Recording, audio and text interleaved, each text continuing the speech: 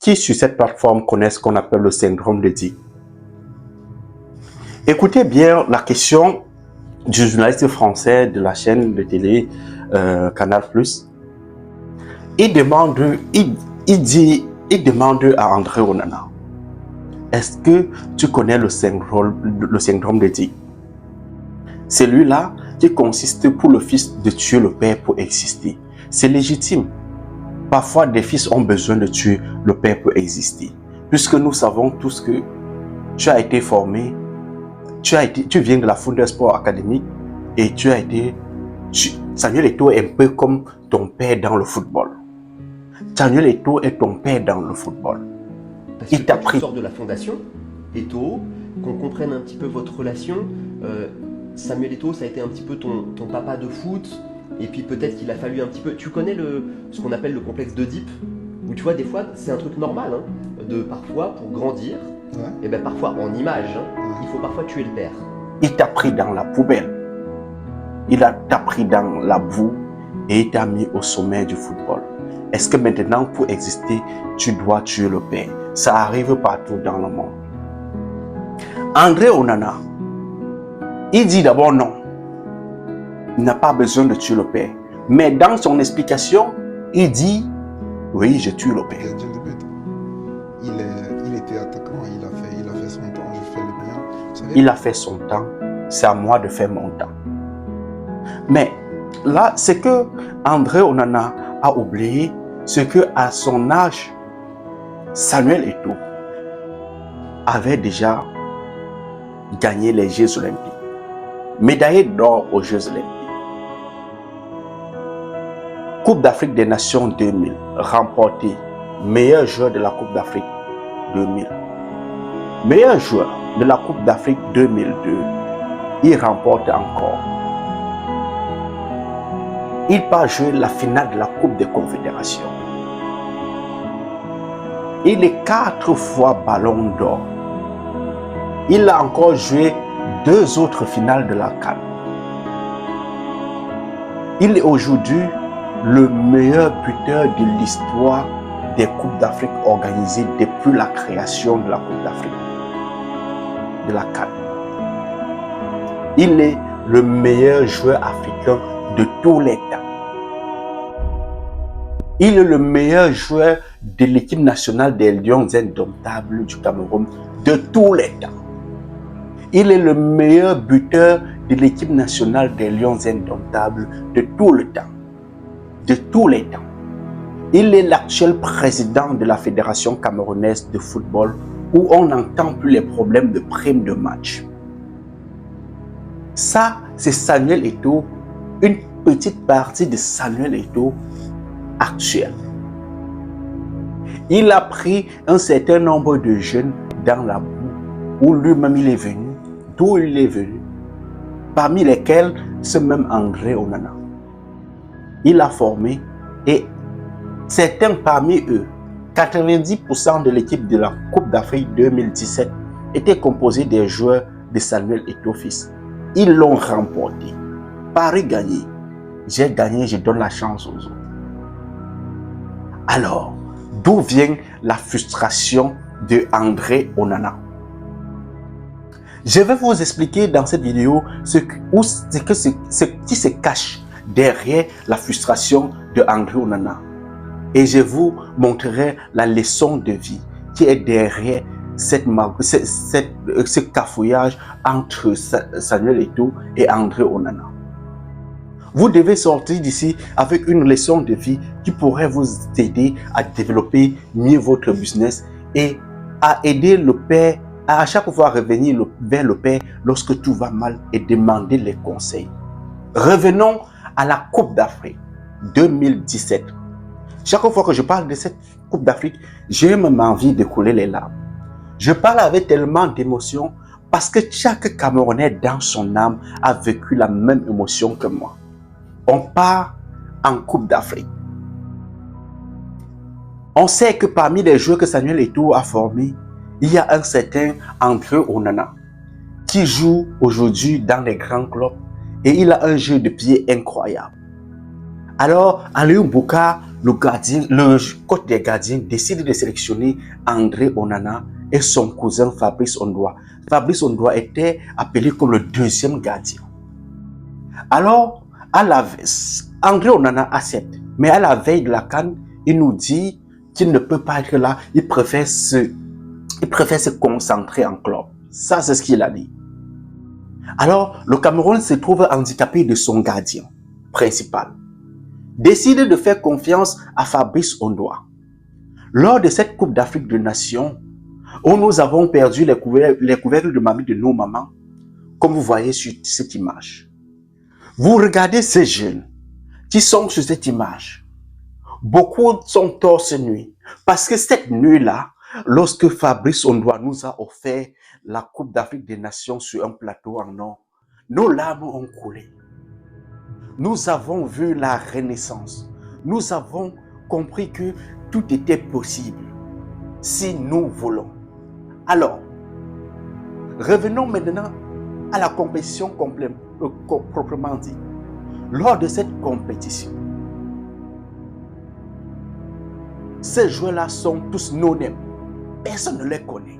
Ils sont tous nouveaux. Si tu demandais à un Camerounais, donne-moi le nom de 3 joueurs de l'équipe nationale du Cameroun à cette époque, personne n'aurait pu réussir à cet examen. Mais Samuel Eto'o les connaît. Ce que Samuel Eto'o a enseigné à ses enfants n'était pas seulement du football. Il a enseigné l'amour de la patrie à ses enfants. Alors ses enfants sont revenus témoigner. Lors d'une vidéo, Fabrice Ondoa, qui était, pendant cette CAN, le meilleur gardien de la CAN, oui.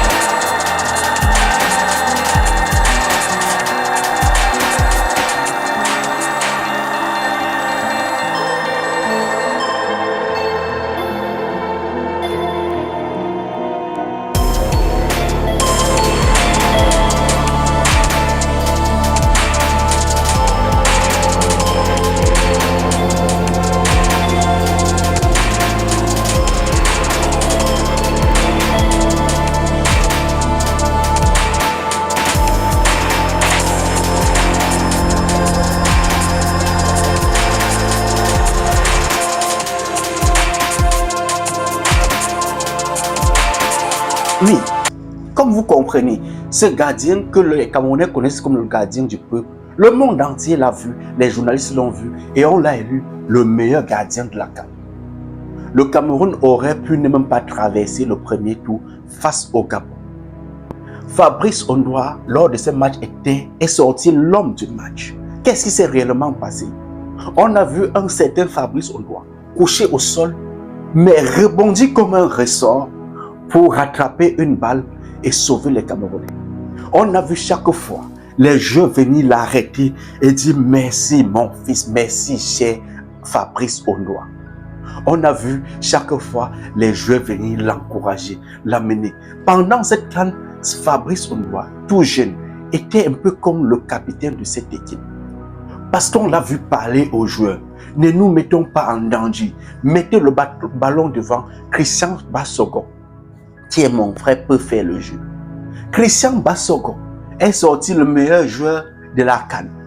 Un produit de Samuel Eto'o, ramassé aussi dans le quartier et mis au sommet du football. Alors, Lors d'une vidéo, Fabrice Ondoa et Christian Bassogor disent: lorsque nous avons vu Samuel Eto'o assis au gradin, ça nous a donné un carburant énorme. Et nous avons voulu montrer à notre Père que nous allons faire ce qu'il nous a dit. Le discours que notre Père nous a tenu, il nous a enseigné l'amour de la patrie. Il nous a dit, pour beaucoup parmi vous, ça peut être la dernière CAN de leur vie. Prenez ça comme la dernière opportunité, votre dernière opportunité, votre seule chance de faire quelque chose pour votre pays. Une fois sorti d'ici, peut-être vous n'aurez plus jamais la chance de montrer à votre pays que vous avez la capacité de rendre les jeunes Camerounais heureux. Alors, quand vous jouez ce match, prenez chaque match comme si c'était le dernier match de votre vie, parce que vous jouez pour votre nation. Vous n'avez pas deux nations. Vous avez la seule terre-mère, la terre patrie, la mère patrie qui est le Cameroun. Donnez tout votre cœur. Vous avez vu un Samuel Eto'o se déshabiller et se mettre en caleçon dans des stades de football lorsqu'il gagnait sa première Coupe d'Afrique. Alors, je ne vous dis pas d'être comme moi, mais donnez tout. Vous avez vu Marc-Vivien Foé jouer la Coupe de Confédération jusqu'à tomber en laissant son âme pour le peuple camerounais. Il a donné, il est mort en guerre. Je ne vous demande pas d'aller mourir, mais jouez ce match, vos matchs, comme si votre vie en dépendait. Et c'est justement ce que ces gars sont venus faire au Gabon. Avant la fin du premier tour, tous les Camerounais pouvaient citer le nom de tous les joueurs qui étaient présents lors de cette CAN, jusqu'à mettre le nom des remplaçants. Je tiens à vous rappeler que Aboubakar Vincent était pas titulaire lors de cette CAN-là. Mais lorsqu'il a vu ses enfants jouer avec dernière énergie, chaque fois qu'il avait l'occasion de fouler le sol, il mettait tout son âme. Je tiens à vous rappeler que Nicolas Koulou n'était pas titulaire lors de cette CAN. Mais chaque fois qu'il a mis son pied dans les gradins, il a joué le match comme si c'était son dernier match. Parce que ses enfants, avec l'amour de la patrie que Samuel Eto'o fils les a enseigné, ont montré que même avec la volonté, seul l'amour du pays peut gagner un match. Ces enfants ont tellement joué au football et à chaque fois que ces lions jouaient, on était scotché devant la télévision et toute notre prière était dirigée vers eux parce qu'on voyait l'amour en ces enfants. Cette Coupe d'Afrique a été une Coupe d'Afrique d'amour. C'est pour ça que vous voyez cette image que quand les Lions ont gagné, on ne savait même plus avec quoi jubiler. Et on s'est retrouvés dans les cuisines de nos mamans. On a ramassé les couvercles de mamie qui ne sont jamais revenus à la maison. Et aucune maman ne s'est plaint après. Parce que tout le monde était dans la joie. Samuel Eto'o n'avait pas uniquement enseigné du football à ses enfants. Il a enseigné l'amour de la patrie. Alors, André Onana, revenons à lui. Puisqu'il s'agit de cet homme. André Onana n'a pas joué cette Coupe d'Afrique. Il est resté l'homme le plus frustré du monde parce qu'il a refusé de jouer, mais les gars ont gagné. Alors il a dit, prochaine Coupe d'Afrique, je suis là. Prochaine Coupe d'Afrique, le gars était effectivement là. On n'a pas vu la Nya, on n'a pas vu le Hemley dans ce gars. Et le Cameroun est rentré. La Coupe d'Afrique qui suivait, le même gars est sélectionné et Fabrice Ondoa, le gardien du peuple, n'est plus sélectionné. Le coach des gardiens à cette époque s'appelle Jacques Songo, un gardien qui n'a pas été exceptionnel avec les Lions indomptables. Et lorsqu'on interviewe Jacques Songo, il dit Fabrice Ondoa ne joue pas dans un grand club et la règle est claire, il ne peut pas convoquer un gardien qui ne joue pas dans un grand club. Mais je vous rappelle que malgré son prédécesseur, Aliou Mbouka, qui avait déjà gagné 2 CAN avec les Lions, avait sélectionné justement Fabrice Ondoa, malgré que Fabrice Ondoa n'avait pas un club officiel. Et c'est avec lui qu'il a gagné la CAN, parce que Fabrice Ondoa a le Hemley de Rigobert. Alors, l'autre CAN, Fabrice Ondoa, André Onana, nous ramène encore les Bulgares et on est encore éliminé, je pense que c'était au premier tour. Il y a des matchs qui sont organisés. On comprend que le coach a exclu André Onana, qui est insolent et indiscipliné, et a rappelé Kameni qui avait déjà pris sa retraite. Ça, c'est le palmarès de votre André Onana. On organise finalement une CAN au Cameroun. André Onana est invité comme il sort d'une pénalité. On aurait dû le laisser sur les bancs pour consommation de drogue. André Onana a été testé positif au dopage. Mais malgré ça, les Camerounais disent c'est quand même un bon gardien, c'est le gardien d'un grand club. Ramenons-le et joue la CAN. Pendant la CAN, on a compris tout de suite que André Onana est le gardien qui a le plus encaissé de buts à l'équipe nationale depuis la création de football. Et les Camerounais ont accepté que chaque fois qu'on joue avec André Onana dans les goals, on a déjà encaissé un but à l'avance et les Camerounais doivent chercher juste à égaliser et pourquoi pas marquer un deuxième pour gagner le match. Les Camerounais ont compris que André Onana, chaque fois qu'il est dans nos goals, on nous mène d'abord 1-0. Mais puisque Fabrice Ondoa n'est pas appelé, on ne sait même pas avec qui le remplacer, mais on le laisse. On a même vu André Onana arrêter le ballon et le pousser encore lui-même avec ses mains dans les goals, dans les filets. Et après, on ne ressent pas un regret en lui. Parce que normalement, dans le football, quand un joueur fait des bouts de pareil, il doit pleurer et il doit manifester, le peuple doit comprendre que ce n'était pas de sa faute. Mais pour André Onana, c'est égal. Égal si on est mené, égal si il encaisse 100 buts au cours d'une saison, il a joué 23 matchs. Pour André Onana, c'est même pas un problème. Alors, quand on lui pose la question, qu'est-ce qui fait de toi un gardien spécial? Il dit c'est la prise des risques. On a vu ce risque-là qui ne lui rapporte jamais rien. Il se retrouve toujours au fond des filets avec le ballon de l'autre côté. Ça, c'est les risques que ce gardien prend chaque fois. On a vu ce gardien aller en Coupe du Monde, se faire chasser par Rigobert Song pour indiscipline. On a vu Aboubakar Vincent nous rappeler ce qui s'est passé. Lorsque le coach parle, André Onana parle. André Onana ne fait que parler. En fait, il essayait de nous dire, André Onana insultait le coach et à un moment donné, le coach a dit, mon ami, va-t'en, tu vas finir par gâcher mon groupe avec ta mauvaise humeur. Quand le coach rentre, on voit le coach est en train d'expliquer aux gens, quand je dis au petit, joue-moi le ballon sur les côtés, le gars, il joue ce qu'il veut. Et c'est comme ça que nous, on encaisse les buts. Pardon? Alors, André Onana a aussi compris le jeu parce que le ministre Narcisse Kombi, dans sa quête politique, parce qu'ils ont vu que s'occuper de la vie de Samuel Eto'o peut leur permettre de détourner des milliards et personne ne va s'en occuper. Alors ils disent, ok, si pour détruire Samuel Eto'o fils, quoi de plus mieux que d'utiliser l'un de ses fils pour le détruire? Ils ont pris André Onana, l'enfant maudit, et dit, ok, tu vas nous servir de cache-sexe et tu vas te charger de tuer le père et nous, on va détourner nos milliards comme nous voulons. Nous allons mettre des journalistes à ta disposition et à chaque fois, tu vas faire appel à eux si tu as envie de pousser un peu plus loin le bouchon. C'est pour ça que le journaliste français lui demande. S'il n'était pas français, on allait dire c'est un poète.